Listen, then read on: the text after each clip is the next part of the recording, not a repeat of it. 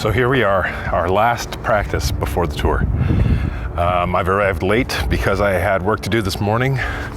I'm not off to a great start, but we'll do the best we can and make the best out of the practice.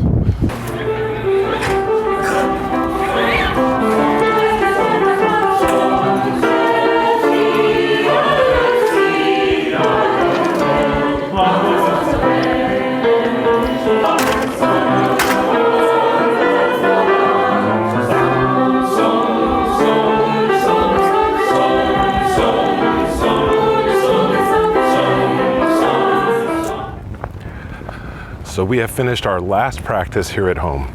It's getting real. We're starting to tighten up certain pieces. The repertoire is being finalized. All of my freaking out about the additional songs or additional changes, for better or for worse, is coming to an end. This is different, you know. We're a group, and you know, we're an ensemble that each of us has to do our part. One of our concerts, 2 concerts ago, I don't know what anyone else thought, but I felt like not only could we have done better, but what bothered me a bit was I felt like we had performed it not as well as we had practiced it. I had taken a couple of practice clips of our rehearsals before it, and you know, it was really coming together. And then something happened. But this time is the real deal that we're getting ready for. You know, collaborative events, they bring out the best and the worst in people, but you know, when you have the right energy, it comes together. And that's one of the things that George has been drilling us on, actually, is not so much our technical perfection, even though he does, right?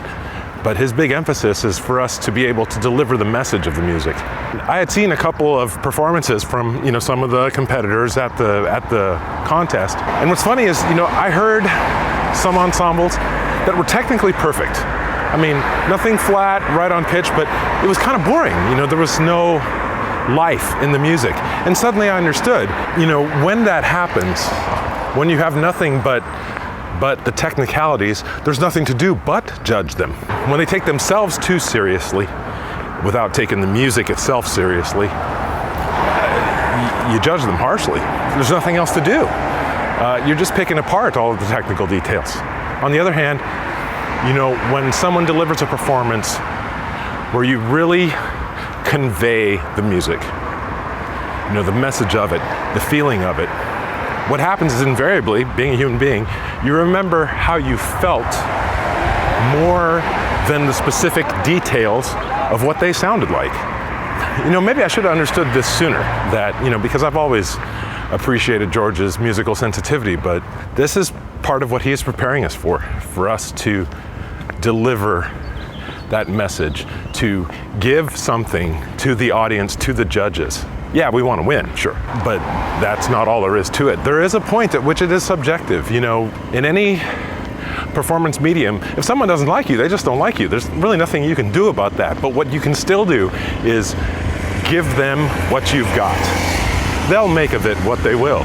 I guess what kind of solidified it for me was the small clip that they did for the Filipino channel. There were a couple of sound bites where they interviewed both Jeff and George. And what George said was that our ministry is to sing from the heart.